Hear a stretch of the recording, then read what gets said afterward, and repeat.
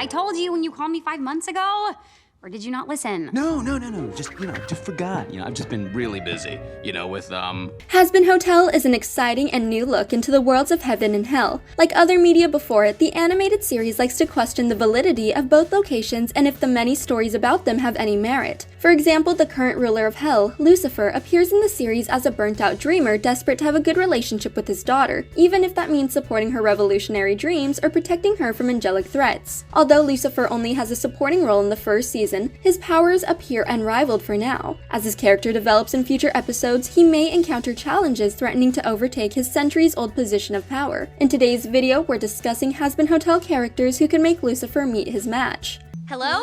I want to thank everyone for coming, even people who aren't staying here yet. Number 1. Lilith. As humanity's first woman, Lilith has centuries of history, especially with Lucifer. The pair bonded in the Garden of Eden because of their rebellious natures. Lucifer had ideas for humans that made him shunned by the other angels, while Lilith refused to submit to Adam's will. Together, they decided to tempt Adam's second wife Eve into eating the fruit of knowledge. Eve's decision to forego the rules becomes the first sin and allows new forces of evil to enter their world. To punish them for tempting Eve and introducing the concept of free will, the angels send Lilith and Lucifer to hell together. They become the rulers of the new underworld, creating an empire of demons and sinners they can control together. In Overture, Charlie claims that her mother took a more active role in shaping hell into the society it's become. She also claims that Lilith shared her passion for caring about hell's citizens, insinuating she was a responsible and considerate queen for her people. It's possible Charlie inherited her big heart from both her parents. However, despite everything Lilith did for hell, she has refrained from returning home in the past 7 years. Not even Charlie knows where her mother is or why she left. In The Show Must Go On, Lute approaches Lilith after Adam's death. Lilith appears to have made a home in heaven or on earth as she relaxes on a pristine beach. Lute claims that Lilith's former deal with Adam is over due to his death. As the new leader of the Exorcists, she then claims to honor their agreement if Lilith can stop Charlie in the Hazbin Hotel. It's unknown what the deal they're referring to is, but if Lilith found a way to enter heaven, she's already one step ahead of Lucifer. In Dad Beat Dad, he states he can't go to heaven with Charlie. Lilith has also made deals with angels that could give her more power than the overlords in hell. If Lilith also has deals with entities like the Seraphim, she could return home with more power than ever before. Adam is dead. Your deal is done, and I'm in charge now. Your brat is threatening the very foundation of heaven. Number 2. Charlie. The entire first season of Hazbin Hotel follows the story of Charlie coming into her own. As the Princess of Hell, she believes it's her responsibility to care for her people and stop the extermination. She's desperate to prevent more bloodshed and puts everything she has into creating a system where everyone can have a second chance. Charlie has a bleeding heart that encourages her to give her blood, sweat, and tears to help others. However, Charlie's kind and gentle nature prevents her from embracing her demonic potential. Unlike her father, Charlie isn't a fallen angel. However, she should have inherited some of his powers. Unlike her friends in the hotel, Charlie is also a hellborn demon, which gives her more strength and freedom. Again, she never uses these traits to her advantage, as she dislikes fighting and never travels to the other rings. Throughout the series, there are times when her demon form makes brief appearances. However, she only begins to shift during these times of extreme emotional distress. In Hello Rosie, her leadership skills develop as she convinces the people of Cannibal Town to become her army in the upcoming battle against Adam. Alistair and Rosie even comment about her power and how, like Lucifer, she's full of potential that could prove fruitful. After Sir Pentius's death in The Show Must Go On, Charlie transforms into her demon form for the first time in the series, using it as her defense against Adam. Now that Charlie knows what she's capable of, she may continue to grow in power throughout the series until she's more dangerous and influential than her father.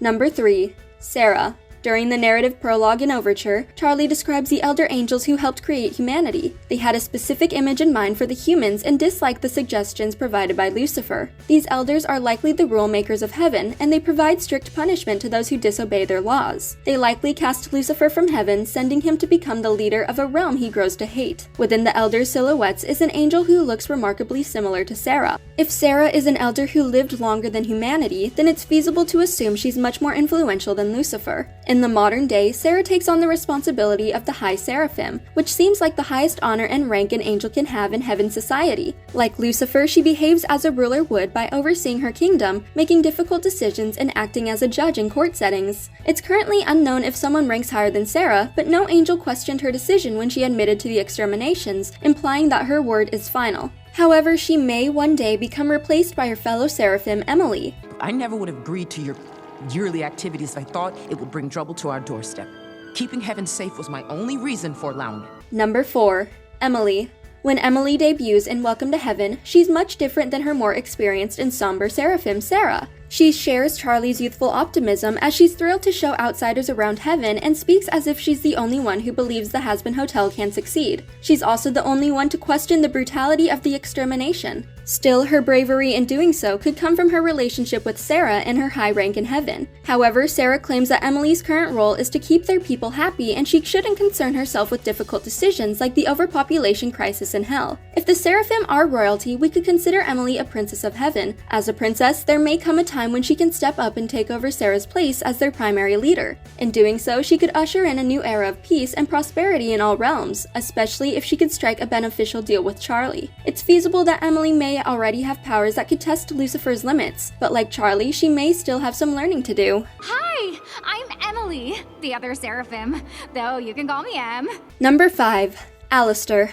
Of all the overlords in the Pride Ring, Alistair remains one of the most notorious and threatening. There are 2 accounts of his origin in the pilot and Dad Beat Dad. Although told by different characters, the narratives remain similar. Alistair arrived in Hell without warning and began toppling the local overlords, taking their power for himself and broadcasting their screams for everyone in Hell to hear. He establishes his reputation as the radio demon and maintains a position as a prominent overlord despite going missing for 7 years. Currently, no overlord should be stronger than the King of Hell. However, Alistair's circumstances may make him the first sinner to test that boundary. It's unknown how many overlords Alistair defeated or how many souls he owns. However, he has numerous displays of his power throughout the series. He defends the hotel from attacks and radio-killed the video star in Dad Beat Dad. He also stands against Adam in the finale, Alistair lasting nearly as long as Charlie against the Angel until a critical wound requires him to retreat. With significant power and Charlie's trust, Alistair could go the distance to becoming one of the strongest overlords in all of Hell. The only thing holding him back is the mysterious contract he believes is restricting his freedom. You have a captive audience downstairs waiting to hear what kind of inspiring performance you have planned next. I can't. Number 6. The V's. Although they've operated in the background throughout the first season, the V's have established themselves as a significant threat. Unlike their fellow overlords, they have banded together to combine their power and influence throughout Hell. Their shared media empire gives them extreme relevance in the modern age. They've announced how they want to overthrow their fellow overlords and take a more prominent position in Hell. During the overlord meeting in Scrambled Eggs, Velvet calls the others old and outdated because they won't fight the angels or defend themselves. Vox's vendettas are more personal as he maintains a personal feud with Alistair. In the second season, he will continue searching for ways to best his enemy. The V's begin planning to seize opportunities made by the exterminations in The Show Must Go On as they celebrate the other overlords going into hiding and Alistair's missing. If they manage to achieve their goals, then their shared power could give Lucifer some trouble. As I was saying, we need to discuss...